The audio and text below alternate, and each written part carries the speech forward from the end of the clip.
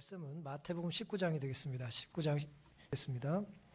이러한즉 이제 둘이 아니요 한 몸이니 그러므로 하나님이 짝지어 주신 것을 사람이 나누지 못할지니라 하시니, 마태복음 19장은 그 마태복음 이제 전체 차지하는 위치 자체가 이제 예수님의 공생의 거의 끝자락에 가셨을 때입니다. 그러니까 예수님의 공생의 막바지에 이르렀을 때 일어난 사건을 다루고 있는데요.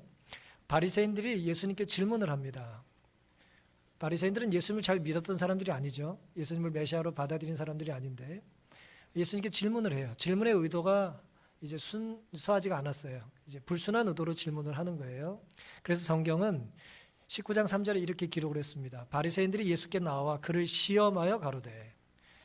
이제 잘못된 학생들은 선생님에게 선생님의 실력을 알아보기 위하여 엉뚱한 질문을 하는 경우가 있죠. 지금 바리새인들이 그런 이제 태도를 취하고 있습니다. 건방을 떨면서 예수님을 시험하기 위해서 질문을 해요. 이 답을 아는지 모르는지, 이 질문에 대해 어떻게 이제 대답을 하는지, 이제 그런 시험하기 위한 의도로 질문해요. 이런 질문을 합니다. 가로되 사람이 아무 연고를 물론하고 그 아내를 내어 버리는 것이 옳으니까 그랬어요. 아무 연고를 물론하고, 무슨 얘기예요? 어떤 이유를 막론하고라도 이혼을 하는 것이 옳습니까? 혹은 옳지 않습니까? 그런 거예요.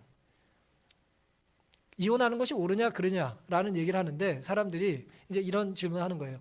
그래도 살다 보면 이혼할 일이 있지 않겠습니까? 무조건 이혼은 안 되는 겁니까? 예를 들어 그런 이제 포함된 질문을 하는 거예요. 아무 연고를 물론하고 그 아내를 내버리는 것이 옳습니까? 물었어요. 여러분 어떻게 생각하세요? 그리스도인들은 절대 이혼을 하면 안 됩니까? 굳이 대답 안 하셔도 돼요.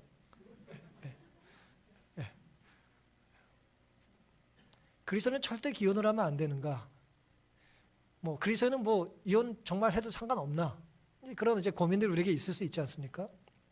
그때 예수님께서 이렇게 대답을 하셨어요. 19장 4절. 예수께서 대답하여 가라사대 사람을 지으시니가 본래 저희를 남자와 여자로 만드시고 말씀하시기를 이러므로 사람이 그 부모를 떠나서 아내에게 합하여 그 둘이 한 몸이 될지니라 하신 것을 읽지 못하였느냐? 창세기의 말씀을 너희가 알지 않느냐? 6절. 이러한즉 이제 둘이 아니요 한 몸이니 그러므로 하나님이 짝지어 주신 것을 사람이 나누지 못할지니라 라고 대답하셨어요. 그러니까 예수님의 대답은 뭐예요?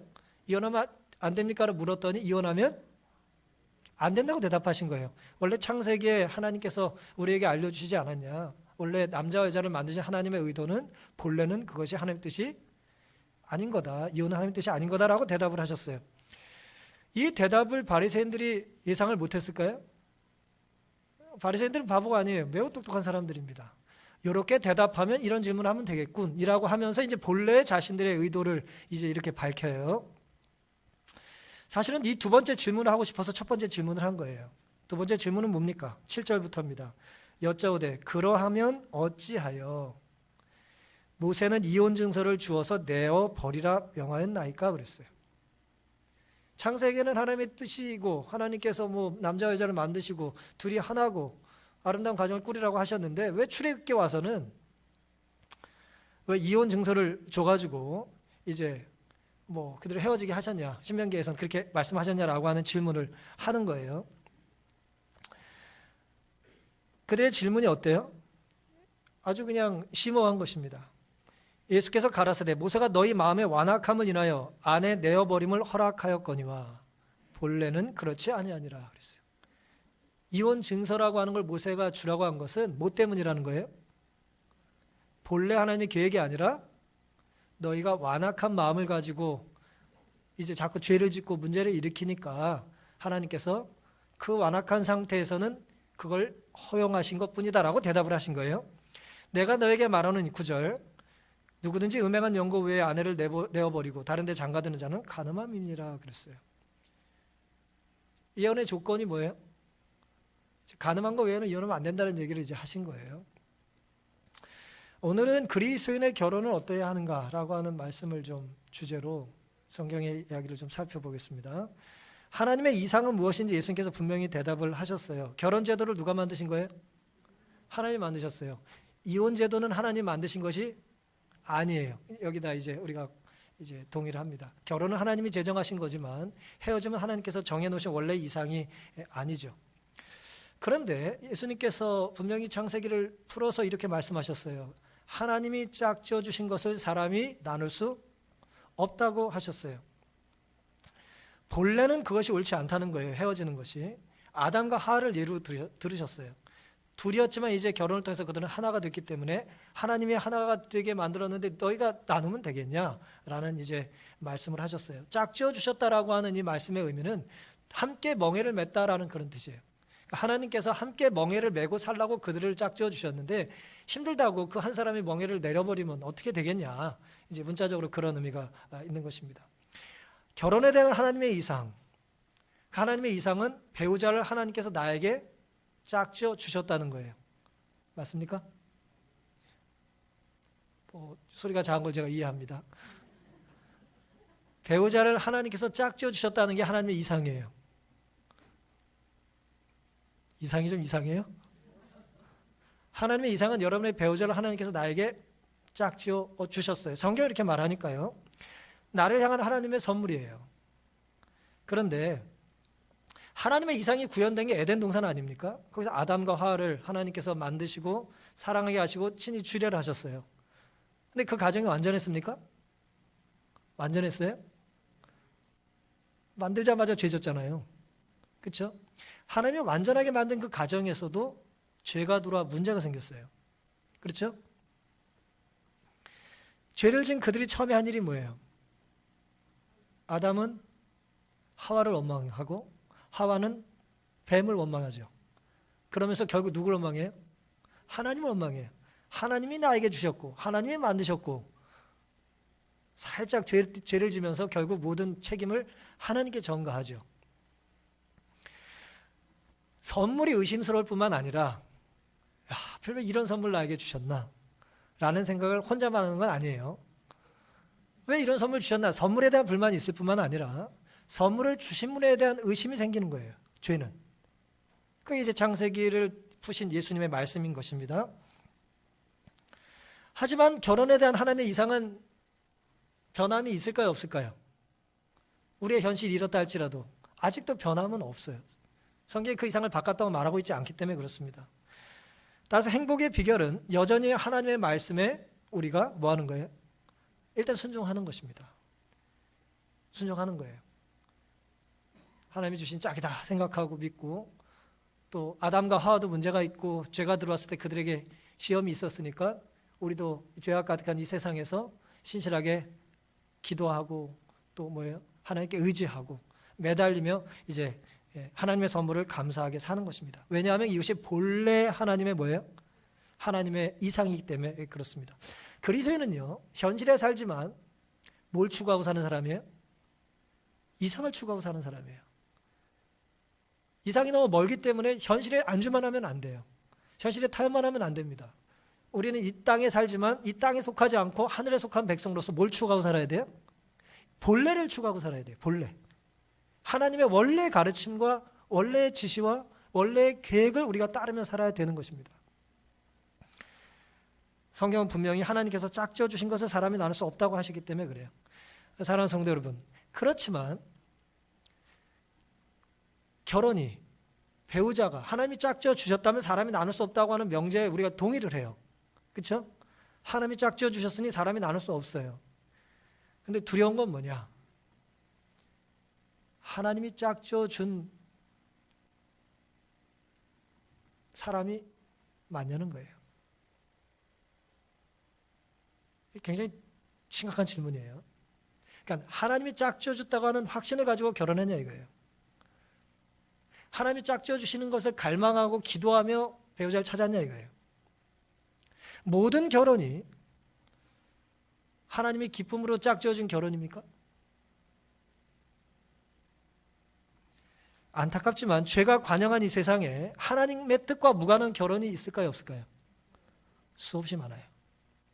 이게 문제예요. 하나님이 짝지어 줬다면 그 안에 문제가 있어도 사람이 나누면 안 되는데 하나님이 기뻐하지 않을 만한 출발이 너무 많은 것입니다. 하나님께 기도드리고 말씀에 순종하며 결혼했다고 하는 이야기가 점점 들리지 않아요. 무슨 말이 많이 들려요? 하나님께 기도하고 나는 10대부터 기도했다. 나는 뭐 초등학교 다닐 때부터 기도했다.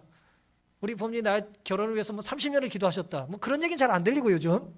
무슨 얘기가 들려요? 첫눈에 반했다. 근데 자기 눈을 하나님처럼 믿는 거예요. 첫눈을 믿는 거예요. 여러분 첫눈을 믿어요? 전 과일 가게만 가도 실망한 적이 한두 번이 아니에요. 우리는 믿을 만한 게 못 돼요. 하지만 첫눈에 반했다는 거예요. 그리고 또 이런 말이 많이 들리죠. 현실적으로는. 내가 그때 정신이 나갔었다. 잘못된 판단을 했다는 거예요. 인생의 가장 중요한 선택 중 하나를 앞두고 영적인 씨름을 시작도 안 하는 거예요. 얼마나 중요한 일입니까? 결혼이요. 그 많은 분들이 이렇게 얘기하는 거예요. 얼마나 오래 사귀었냐고 물어요. 이게 상당 부분 어른들에게는 해당이 되지 않습니다만 양해해 주세요. 오늘 성경 공부하는 시간이니까요. 젊은이들, 학생들 얼마나 교제했냐는 질문에 굉장히 관심이 많아요. 얼마나 교제를 오래 했느냐는 사실 거의 중요하지 않습니다.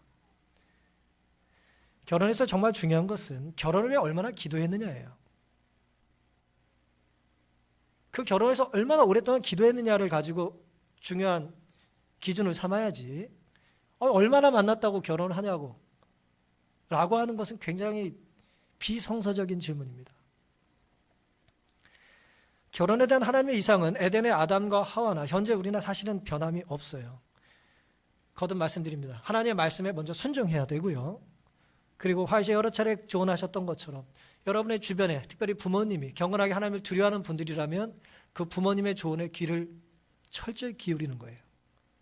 왜냐하면 그 부모님의 조언은 대부분 하나님 뜻을 대변하기 때문에 그렇습니다. 근데 요즘은 부모에게 통보하는 사람이 너무 많아졌어요. 우리 결혼하기로 했어요. 그리고 부모님이 불편해하면 설득을 하죠. 여러분 결혼은 하나님이나 부모님을 설득하며 하시면 안 돼요. 말씀에 순종하고 부모의 허락과 기쁨하에 해야지. 내가 부모를 설득해가지고 결국은 내가 성공했다고 하는 그런 모습은 사실은 위험스러운 것입니다. 물론 모든 그런 결혼이 불행하다는 것이 아니에요. 저는 이제 성경의 말씀을 예로 여러분에게 드리는 것입니다.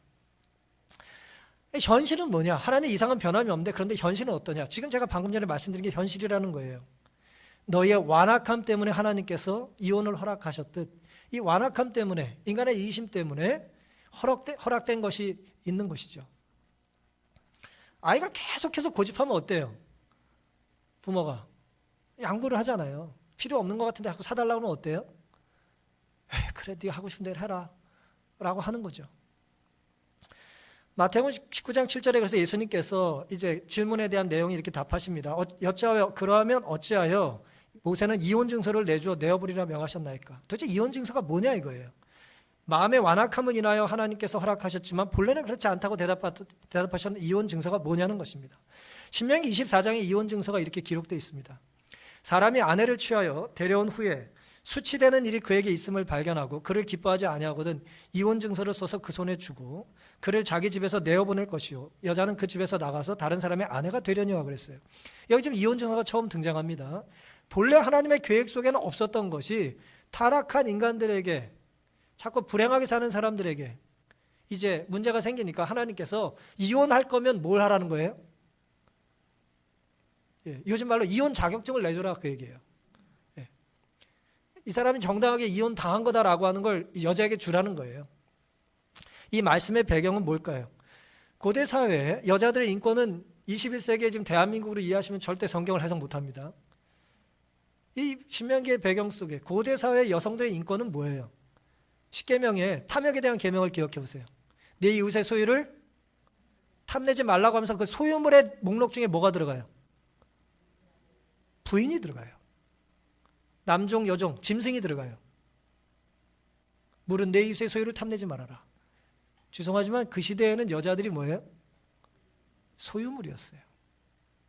물건 같은 거예요.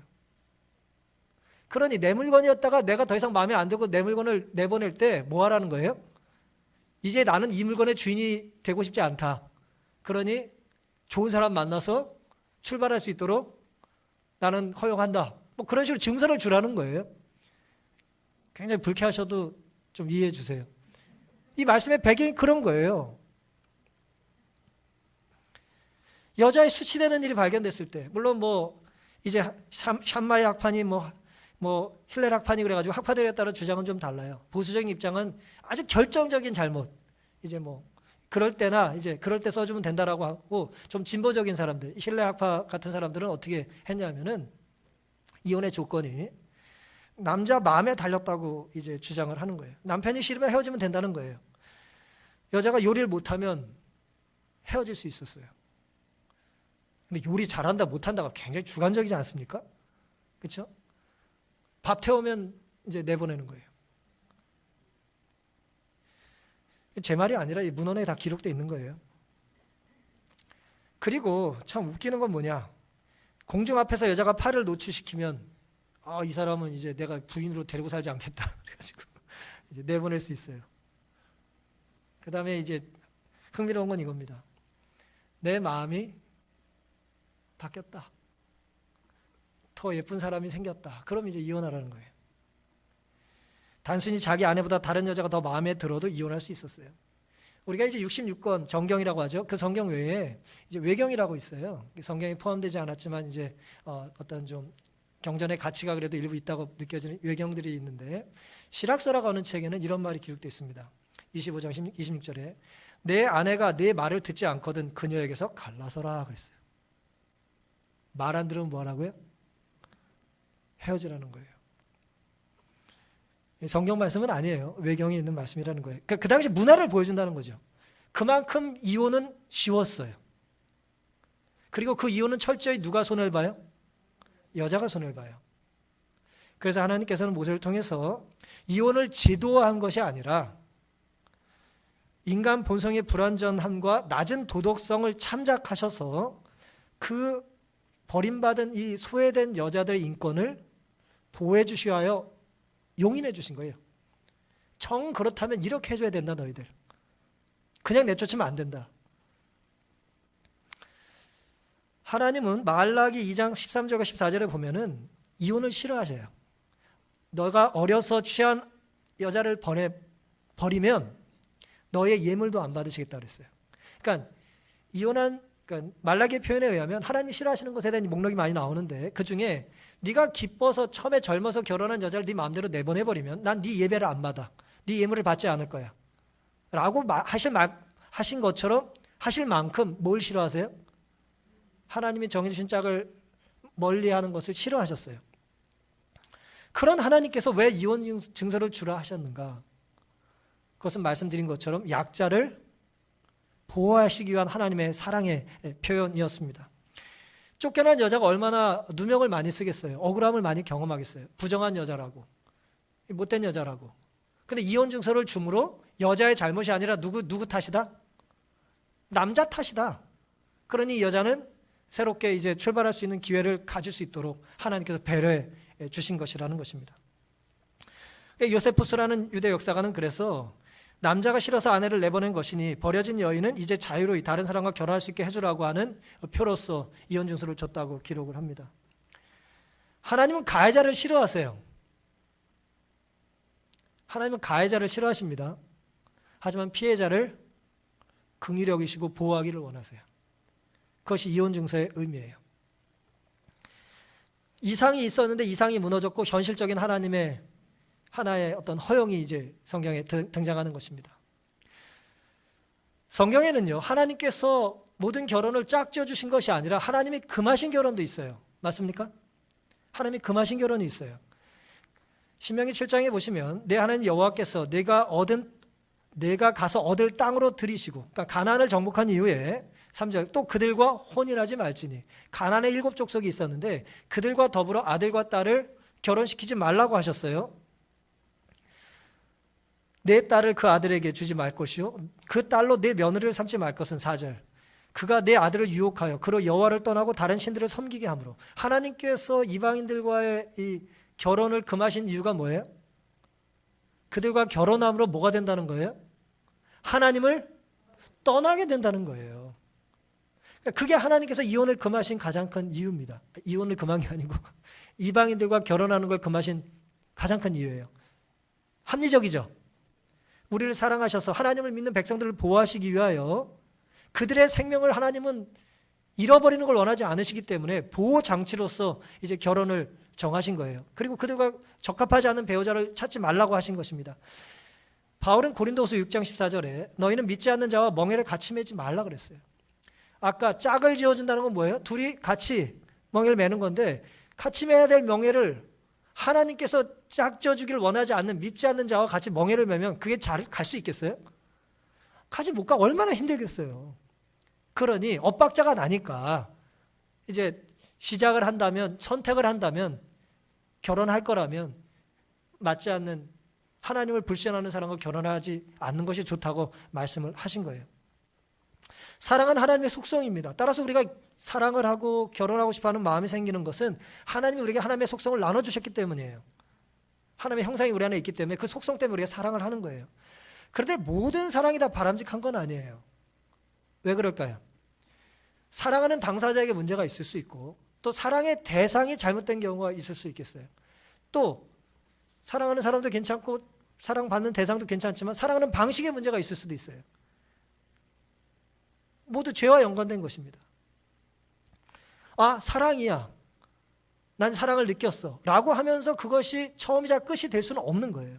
끊임없이 사랑은 뭐 해야 돼요? 말씀에 비추어서 점검받아야 돼요.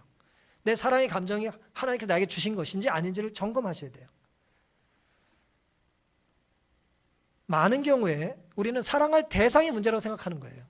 그러니 뭐 하면 될 거라고 생각해요? 대상을 바꾸면 될 거라고 생각하는 거예요. 그렇죠? 사랑할 대상이 문제니까 사랑할 대상을 바꾸면 문제가 해결될 거라고 생각하죠. 하지만 우리의 인생이 그렇습니까? 바꿔도 똑같아요.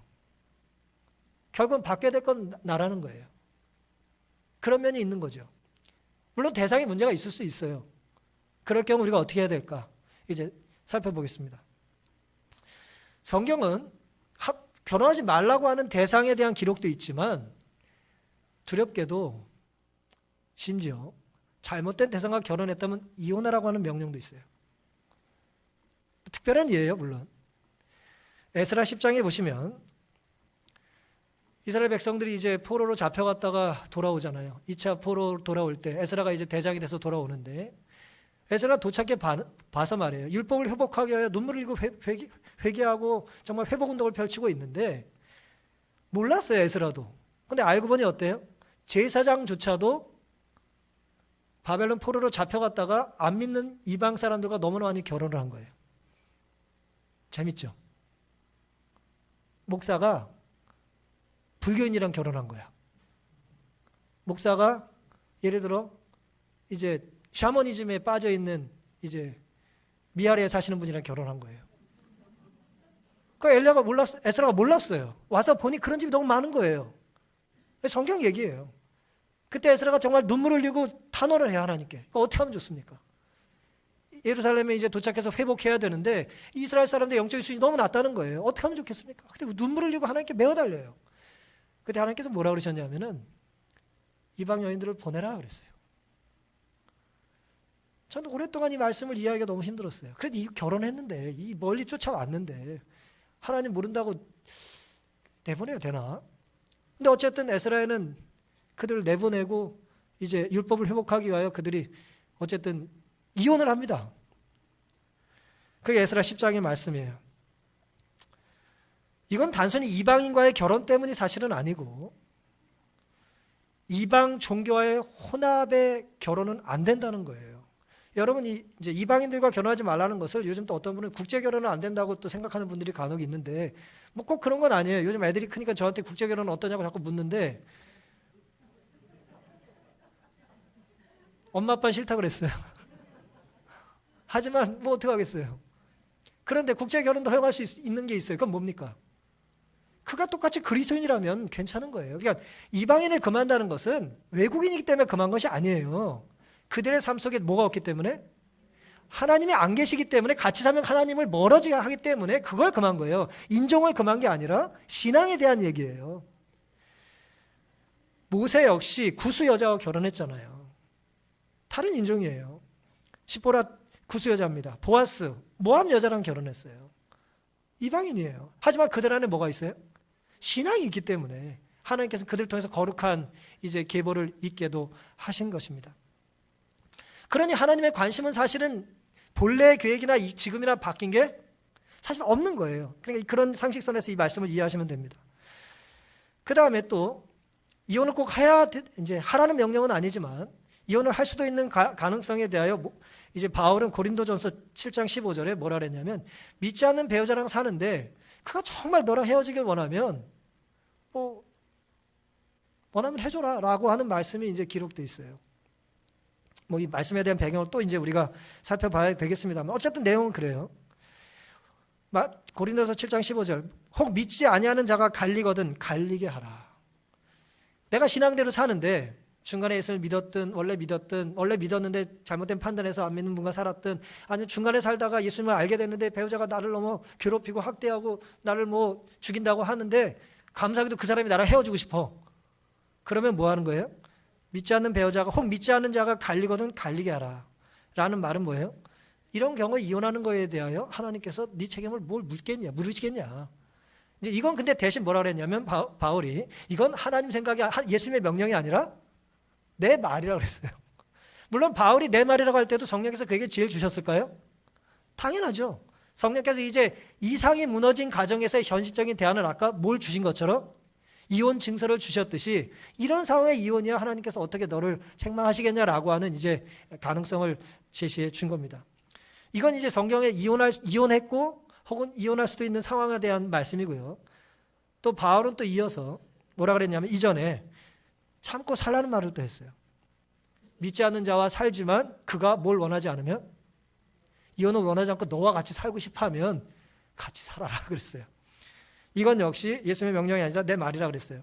7장 14절에 믿지 아니하는 남편이 아내로 인하여 거룩하게 되고 믿지 아니하는 아내가 남편으로 인하여 거룩하게 될 수도 있지 않겠냐 그랬어요. 맞습니까? 이런 일 많이 보죠 우리가. 그렇죠? 아내 때문에 남편 때문에 신앙을 회복한 배우자를 우리가 많이 보잖아요. 아마 모르긴 몰라도 여기도 꽤 계실 거예요. 이런 일들이 있는 것입니다. 고린도전서 7장 16절에 아내 된 자여 내가 남편을 구원할지 어찌 알 수 있으며 남편 된 자여 내가 내 아내를 구원하는지 어찌 알 수 있으리요. 그러니 안 믿는다는 것 때문에 너무 쉽게 또 헤어지려고 하지는 않아도 된다는 거예요.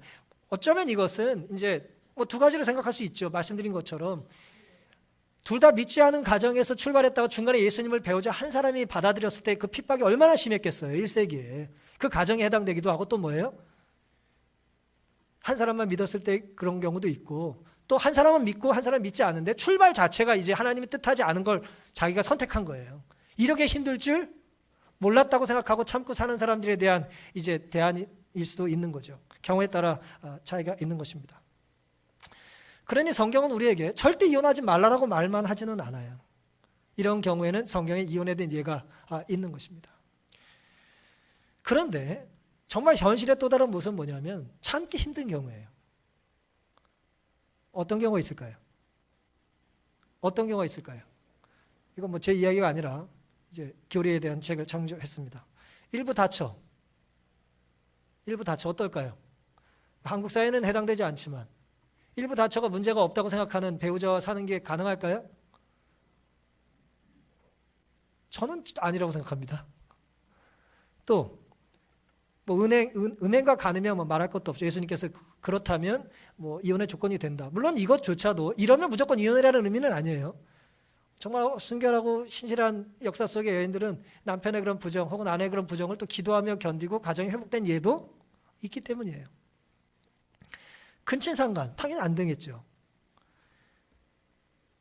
요즘 뜨거운 이슈 중에 하나입니다. 동성애. 이것도 곤란해요. 내 배우자가 동성애자다. 그걸 견디고 살아야 된다. 쉽지 않을 겁니다.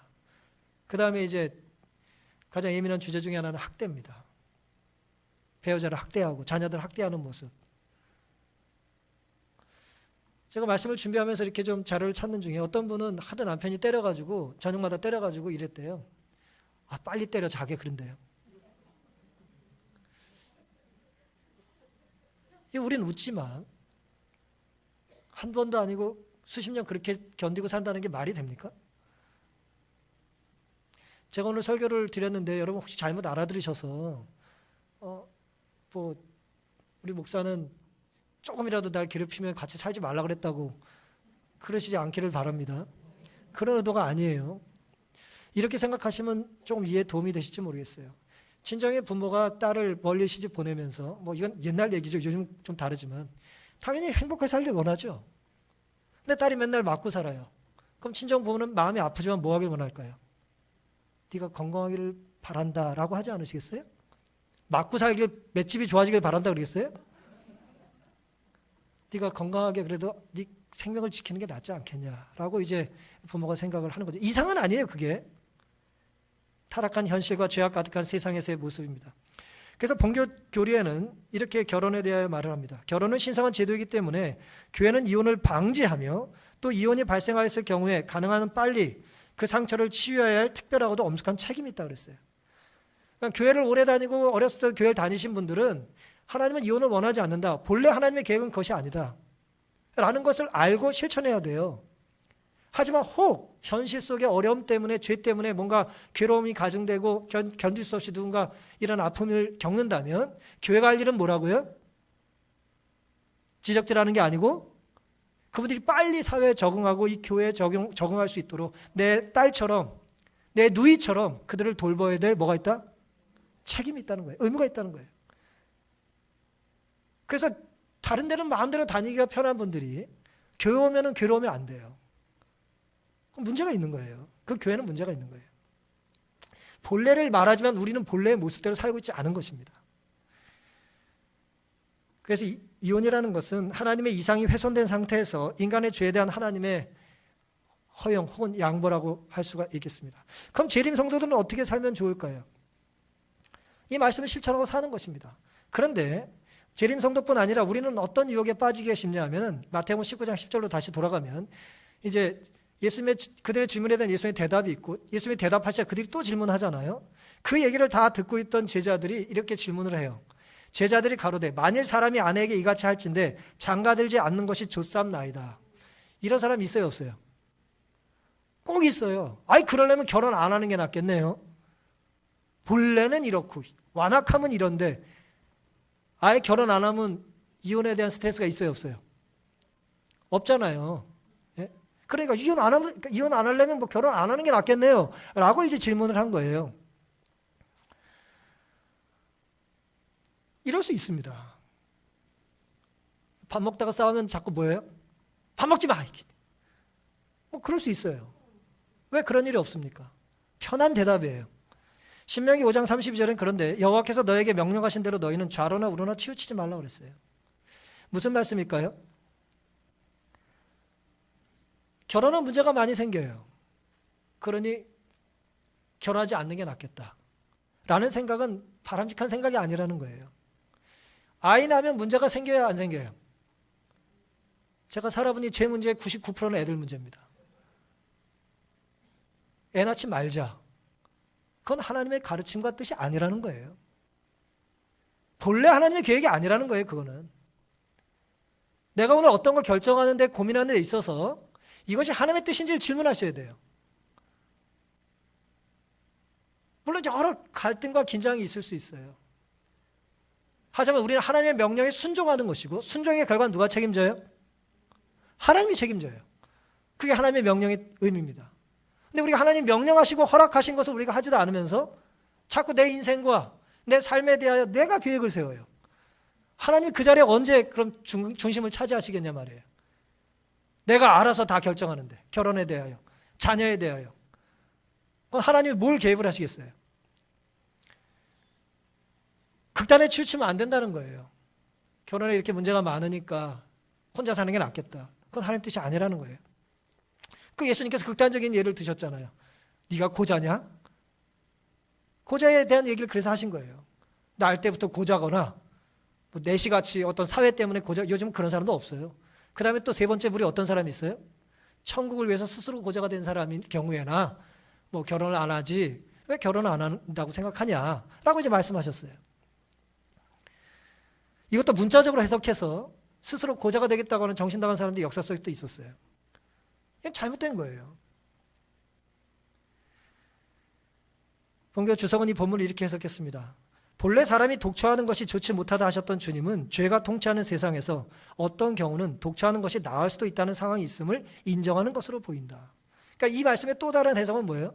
고저에 대한 예를 드심으로 천국을 위하여 스스로 난 독신으로 살면서 하나님을 신실히 섬기고 살겠다. 예를 들어 바울처럼 결혼했었지만 혼자 복음을 전하며 살겠다고 하는 사람의 태도에 대해 예수님께서 넌 그러면 전혀 안 되라고 하는 말씀만 하신 것은 아니라는 거예요. 뭐 그런 은사와 또 그런 삶을 선택하는 사람도 있을 수 있겠죠. 하지만 그럼에도 불구하고 디모데전서 4장 3절에는 혼인을 금하고 식물을 폐하라 할 터이나, 우리말의 번역은 식물은 하나님이 지으신 바니 믿는 자들과 진리를 아는 자들이 감사함으로 받을 것이니라고 되어 있어요. 하지만 우리말의 번역에 식물이라고 하는 말은 죄송하지만 정확한 번역이 아니에요. 이 말씀은 이제 관계대명사를 그냥 식물로 받은 거예요. 그러니 관계대명사의 선행사가 결혼도 되고 식물도 될 수 있어요. 둘 다도 될 수 있어요. 다시 말씀드리면 혼인을 금하고 식물을 폐하라 할 터이나 혼인과 식물은 하나님이 지으신 것이니 라는 해석이 가능하다는 거예요. 당연하죠. 결혼도 하나님이 만드신 거고 음식도 하나님이 허락하신 거니까. 결혼은 바람직한 것이다. 품성의 형성은 인간이 독처할 때보다 다른 사람과의 긴밀한 교제 가운데서 더 효과적으로 완전하게 될 것이다. 동의하십니까? 물론 반대도 가능할지 모르겠어요. 결혼만 안 했다면 내가 이렇게 성질이 나빠지지 않을 거야 라고 생각할 수도 있어요. 하지만 하나님의 본래 계획은 그것이 아니에요. 하나님의 본래 계획은 뭐예요? 품성 형성을 위하여 혼자 있는 것보다는 함께 친밀하게 매일 같이 사는 사람과의 부딪힘과 이제 부대낌을 통해서, 갈림을 통해서 우리의 모습이 어떻게 되길 원해요? 하나님의 형상대로 변해가기를 하나님은 원하시는 거예요. 내가 이렇게 이기적인 존재구나라고 하는 걸 우리는 언제 알아요? 혼자 있을 때 알기보다는 함께 있을 때 아는 거예요. 그렇죠? 혼자 있으면 양보할 게 없잖아요. 다 내 건데. 근데 함께 있음으로 이제 내가 얼마나 큰 죄인인지를 알게 되는 것입니다. 그래서 회개하게 되는 거죠. 어떠한 이유에서든지 가정에서 얻는 특권을 갖지 못하는 자들은 인생에서 품성 개발을 위한 최고의 훈련 도장 중 하나를 놓쳐버리는 것이다. 우리의 품성을 하나님께서 변화시켜 주시기 위해서 우리를 가장 아름답게 훈련시켜 줄 수 있는 곳이 어디라고요? 훈련의 도장이 가정이라는 거예요. 독신 생활이 다른 가능한 방법보다 더 월등하게 성스러운 삶으로 이끌어 준다는 것은 사탄의 기만에 불과하다. 왜냐하면 SNF파도 그렇고 일부 금욕주의자들이 독신으로 혼자 사는 것이 더 경건하고 거룩하다라고 하는 생각을 많이 했거든요. 천주교도 또 그런 의식이 있고요. 성직자들은 그래서 결혼 안 하지 않습니까? 근데 그것이 본교 주석에서는 뭐라 그랬냐면 그건 하나님의 뜻이 아니라 그런 생각을 자꾸 하는 것은 하나님이 기뻐하실 만한 일이 아니라 사탄의 기만 같은 것이다 라고 하는 거예요. 어찌하여 독신으로 사는 게 더 경건하다고 생각하냐는 거예요. 착각이라는 것입니다. 예수는 그리스도인이나 기독교 지도자들에게 결코 독신 생활을 권장하지 않았다. 예수님은 그걸 권장하지 않으셨어요. 제가 오늘 좀 어떻게 보면 무거운 주제를 제가 성경 공부식으로 몇 가지 말씀을 좀 드렸습니다. 이제 말씀을 좀 정리하겠습니다. 그림 한 장 좀 보여주시기 바랍니다. 지난 5월 8일에 신문 기사 중에 나타난 것을 제가 지금 보여드리는 건데요. 이게 무슨 장면인지 아세요? 저게 어디냐면 야구장이에요. 야구장이 이제 그 개막식을 하는데 여전히 관중이 들어가요, 못 들어가요? 못 들어가게 이제 막는답니다, 지금. 그랬더니 저 앞에 앉아 계신 저 팬들이 뭐 하고 있어요, 지금? 앉아서 이제 PC 보면서 그 태블릿 PC 야구 중계를 생중계로 보면서 그 소리에 만족을 못하고 선수들 뛰는 숨소리와 배트 소리를 듣고 싶어가지고 닫힌 문 앞에서 지금 야구 얘기를 하면서 앉아 있는 거예요. 빨리 뭐 해달라는 거예요? 빨리 문 열어달라는 거죠. 예. 어쨌든 야구에 대한 뭘 느낄 수 있어요? 열정을 느낄 수 있습니다. 야구장 닫힌 문도 그들의 야구 열정을 이제 막을 수는 없었어요.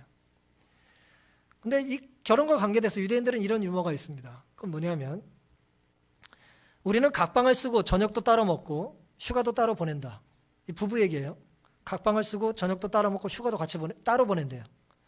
우리는 결혼 생활을 유지하기 위해 할 수 있는 모든 노력을 다한다. 반응이 나와야 되는데 안 나오네요. 결혼 생활을 유지해야 돼. 이혼을 안 할 거야. 근데 이혼을 안 하려니 뭐 해야 돼요? 방을 따로 쓰고 밥도 따로 먹고 휴가도 따로 쓰지 않고는 같이 있는 동안 화가 나가지고 못 견뎌요.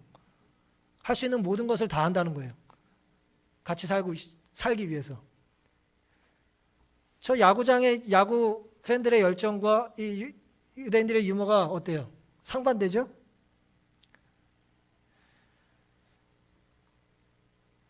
한비자에 보면요, 위나라에 영공이 이제 통치를 하고 있을 때 미자라고 하는 이제 미소년이 있었답니다. 이 소년을 아주 이 왕이 사랑했는데 이 소년이 어느 날 어머니가 아프다는 얘기를 듣고 왕에 타는 이제 수레를 허락도 안 받고 타고 집에 가버렸어요. 근데 만약에 왕의 수레를 허락 없이 타면 어떤 벌을 내렸냐면 발을 잘라버렸어요. 근데 왕이 너무 총애를 하니까 그 얘기를 나중에 듣고는 뭐라고 얘기했냐면 얼마나 효성이 지극하면 벌 받는다는 것도 잊어버렸겠냐라고 하면서 칭찬을 해요. 그리고 또 어느 날은 과수원을 거닐다가 이 미아자가 복숭아를 먹다가 복숭아가 너무 맛있으니까 먹던 복숭아를 그냥 영공에게 줍니다. 먹던 거 왕에게 주면 될까요, 안 될까요? 근데 영공이 너무 총애를 하고 사랑스러우니까 뭐라 그랬냐면, 야, 정말 너는 나를 사랑하는구나. 이렇게 맛있는 복숭아를 나에게 주다니. 라고 대꾸를 한 거예요. 근데 세월이 흘렀습니다. 이 미자라고 하는 이 미소년이 이제 옛날처럼 안 예뻐. 그리고 영공도 총애가 점점 다 옅어져 버렸어요. 어느 날 작은 실수를 미자가 하니까 영공이 이렇게 대꾸를 했답니다. 이놈은 언젠가 과인 몰래 수레를 탔고 또 먹다 남은 복숭아를 나에게 먹였던 놈이야. 쫓아버려. 라고 말을 했대요. 군주의 마음에 뭐가 변했어요? 애정이 변한 것입니다. 제가 오늘 이제 뭐 좀 세 가지 마지막 이야기를 좀 해드린 이유가 뭘까요? 우리 가정에 있어 정말 필요한 게 뭡니까? 지혜로운 적당한 거리 유지일까요? 아니면 사랑과 열정의 회복일까요? 우리가 뭐가 필요한지 모르질 않아요. 우리가 함께 있는 게 얼마나 좋았는지, 예배 드리는 게 얼마나 행복했는지 모르지 않습니다.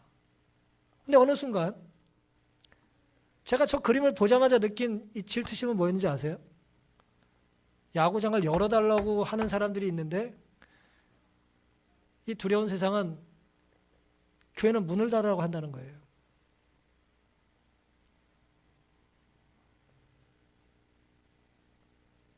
어떤 분은 집에 가는 게 너무 싫은 거예요. 퇴근이 싫고. 오늘 우리 안에 문제가 많아요. 그 모든 문제의 해결책은 뭐밖에 없어요? 형제 외에 사랑을 공급하라는, 사랑 외에는 답이 없습니다. 하지만 그 사랑의 시여자는 누굽니까? 우리 안에 호르몬이 아니에요. 하나님이에요. 우리 안에 하나님이 계실 때 우리는 열정을 회복할 수 있고 무엇이 지혜로운지 알게 될 겁니다. 그리고 어떻게 사는 것이 바르게 가정을 유지하고 어떻게 교회 생활을 바르게 하는지를 하나님께서 알려주실 수 있는 것입니다. 우리가 하나님의 이상을 추구하고 살아야지 완악함 때문에 낮아진 현실에 안주하면 안 되겠어요. 하지만 현실의 어려움 때문에 누군가 상처를 받고 산다면 우리는 또 다른 모습의 완악함을 가지고 그 사람을 본래라고 하는 이름으로 상처를 줘서도 안 될 것입니다. 오늘 말씀을 정리하면서 성전은 우리의 태도가 적어도 야구장의 문 열기를 기다리는 사람의 열정보다는 더 커야 하지 않을까요? 오늘 우리의 모습이 하늘날 백성이라고 말하면서 우리의 품성을 변화시켜 주시기 위하여 맺어진 가족과 성도들을 대하는 우리의 태도가 우리는 할 수 있는 모든 걸 다 하고 있습니다. 싸우지 않기 위해서 만나질 않아요. 그런 대답은 곤란하지 않겠어요? 우린 부딪히더라도 때로 좀 긴장이 있더라도 함께 모여야 할까요? 모여야 합니다. 모이기를 피하는 어떤 사람들처럼 하지 말라고 하는 히브리서의 가르침이 오늘 우리의 삶 속에 새롭게 인식되고 주님 오시는 그날까지 예수님만 우리의 삶의 주인으로 모시고 예수님이 내 삶을 사로잡아 가실 수 있도록 내 모든 걸 내어드림으로 이 불안한 세상, 이 흔들리는 가정, 원칙대로 살지 못하고 출발하는 많은 젊은이들의 고민과 어려움 속에 성령의 음성과 지혜가 가득한 바람직한 선택이 있게 되기를 바라면서 오늘 말씀을 마치겠습니다.